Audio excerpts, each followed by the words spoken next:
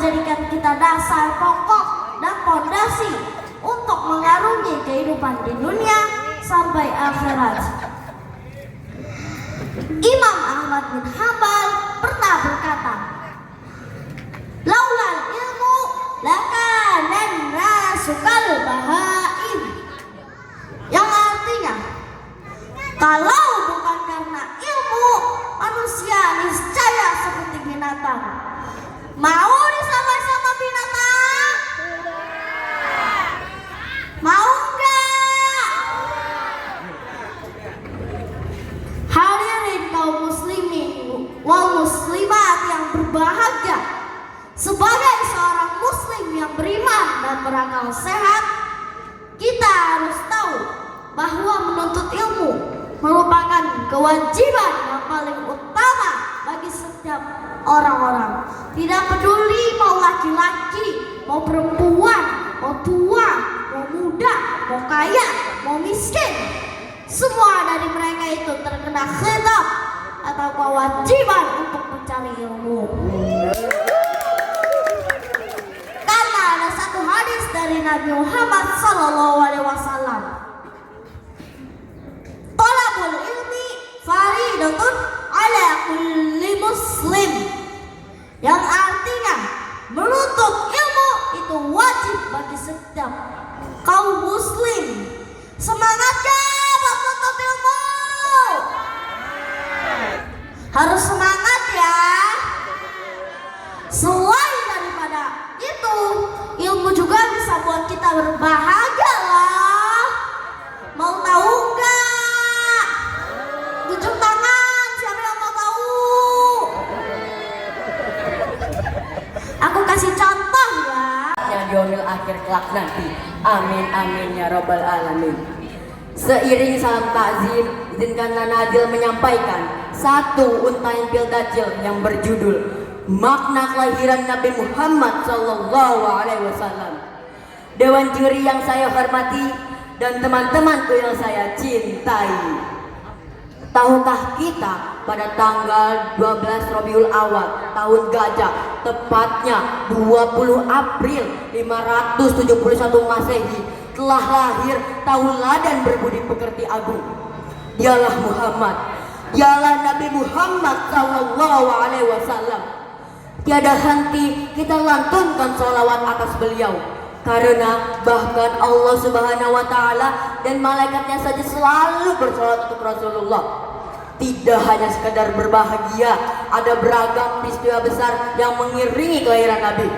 Sebut saja seperti hancurnya pasukan Gajah, keluarnya cahaya yang menyinari istana-istana Syam pada saat kelahiran Rasulullah, runtuhnya 4 balkon istana Kisra, padamnya api Majusi, hingga runtuhnya gereja di Bukhairah. Sungguh di sanalah awal titik balik Islam untuk kembali memunculkan kilaunya. Dengan sebab beliau, kita mengenal Allah, satu-satunya Tuhan yang berhak dan wajib disembah. Tuhan pencipta segala sesuatu, Tuhan yang tidak menyerupai segala sesuatu, Tuhan yang tidak membutuhkan kepada segala sesuatu. Dengan sebab beliau, kita mengenal Islam, satu-satunya agama yang benar, satu-satunya agama yang diridhoi Allah Subhanahu wa Ta'ala, agama yang dibawakan dan diajarkan oleh Nabi dan Rasul. Hadirin wal hadirat rahimakumullah. Jika Rasulullah saja diberikan kisah perjuangan untuk memantapkan hati beliau, maka kita umatnya lebih memerlukan, harus menyempurnakan akhlak yang baik dan mulia. Rasulullah bersabda, "Sesungguhnya aku ini diutuskan hanya untuk menyempurnakan akhlak yang baik dan mulia." Hadis riwayat Muslim. Maka dari itu, kita sebagai pengikut Nabi Muhammad SAW, tirulah sifat baiknya, tirulah akhlak mulianya, dan serta amalan-amalannya. Jadikan ia tauladan kita semua. Insya Allah kita akan menjadi umat yang dicintai Allah Subhanahu wa Ta'ala. Hanya itu yang saya sampaikan, lebih kurang mohon dimaafkan. Burung Irian, burung Tanjarasi. Cukup sekian dan terima kasih. Wassalamualaikum warahmatullahi wabarakatuh. Membesarkan kita dan orang tua kita pula yang bisa membuat kita ada sampai sekarang ini. Teman-teman, Allah Subhanahu wa taala berfirman dalam surat Al-Isra ayat 24 yang artinya, rendahkanlah dirimu terhadap keduanya dengan penuh kasih sayang dan ucapkanlah, ya Allah, sayangilah keduanya sebagaimana mereka menyayangiku pada waktu aku kecil. Ridallahi fi ridha walidain, masuqtullahi fi suwatil walidain. Sesungguhnya ridhonya Allah terletak pada ridhonya orang tua, dan murkanya Allah terletak pada murkanya orang tua. Hadis riwayat Tirmizi. Teman-teman, mau nggak bahagia dunia akhirat? Mau nggak bahagia dunia akhirat? Oleh karena itu, janganlah kita sekali-kali berani membentak orang tua kita, dan janganlah berani untuk menyakiti hati kedua orang tua kita. Selain itu, kita juga harus mendoakan kedua orang tua kita agar dilimpahi kesehatan dan kebahagiaan di masa tuanya. Di samping memiliki orang tua, kita juga memiliki guru. Guru adalah orang yang telah mengajarkan kita berbagai ilmu pengetahuan. Selain menghormati kedua orang tua, kita juga harus menghormati bapak dan ibu guru kita, karena beliaulah yang mendidik kita menjadi orang yang berguna di masa depan. Maka dari itu, kita sebagai seorang murid wajib menghormati guru dan memuliakannya sebagai Ya ayyuhalladzina amanu, hai orang-orang yang beriman kepada Allah Subhanahu wa taala, la tulhikum amwalukum wala auladukum an dzikrillah.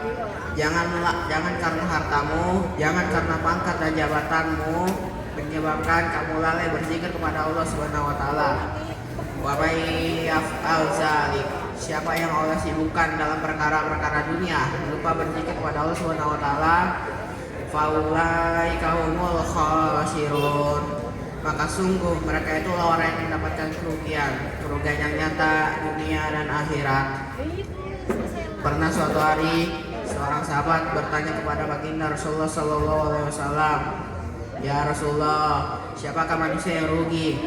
Apakah mereka yang hidup di dunia ini tidak memiliki harta kekayaan? Apakah mereka yang hidup di dunia ini tidak memiliki pangkat dan jabatan? Apakah mereka yang hidup di dunia ini tidak memiliki keluarga?" Jawaban dari baginda Rasulullah SAW, "Wahai sahabatku, sesungguhnya orang yang rugi di hadapan Allah Subhanahu wa taala adalah mereka yang paginya ingat dunia, siangnya sibuk mencari pekerjaan untuk mendapatkan kesenangan dunia, sorenya kumpul dengan keluarga membicarakan kesibukan dunia, malamnya tidur dan memimpi-mimpikan dunia, dan pada akhirnya dia akan meninggal dunia." Sesungguhnya orang-orang yang rugi di hadapan Allah Subhanahu wa taala adalah mereka yang disibukkan oleh dunia dari pagi hingga malamnya, tidak mengingat Allah, tidak mempersiapkan diri untuk akhirat, dan meninggal dalam keadaan lalai. Teman-teman dan hadirin yang saya hormati, jika kita berzikir dan mengingat Allah, maka kita bisa lebih dekat dengan Allah Subhanahu wa taala. Ada banyak cara agar kita bisa mendekatkan diri dengan Allah Subhanahu wa taala. Salah satunya dengan mengingat nama-nama Asmaul Husna seperti Ar-Rahman, Ar-Rahim, Al-Malik, Al-Quddus. Tema berbakti kepada kedua orang tua. Hadirin yang dirahmati Allah Subhanahu wa taala, kita sebagai orang muslim wajib berbakti kepada kedua orang tua kita, sebagaimana firman Allah Subhanahu wa taala dalam surah An-Nisa ayat 36. A'udzu billahi minasyaitonir rajim.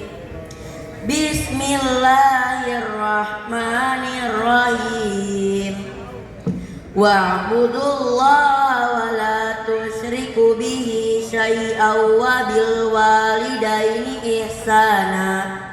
yang artinya sembahlah Allah dan janganlah kamu mempersekutukannya dengan sesuatu apapun, dan berbuat baiklah kepada kedua orang tua. Ayat tadi Allah memerintahkan kita agar senantiasa menyembah Allah Subhanahu wa taala dan berbuat baik kepada kedua orang tua kita. Teman-teman, bayangkan saat ibu mengandung kita, ibu selalu kepayahan, sementara ayah mencari nafkah siang dan malam untuk biaya kelahiran kita. Begitu pula setelah kita lahir, mereka mencurahkan segala perhatian dan kasih sayangnya. Sampai saat ini kasih sayangnya tidak terkira. Betul apa betul? Subhanallah, begitu besar jasa kedua orang tua kita ya. Oh iya teman-teman, boleh tidak saya bercerita? Boleh ya? Oke, kalau begitu. Pada suatu hari ada seorang sahabat, dia bertanya kepada Nabi Muhammad SAW. Dia bertanya, wahai Rasulullah, siapakah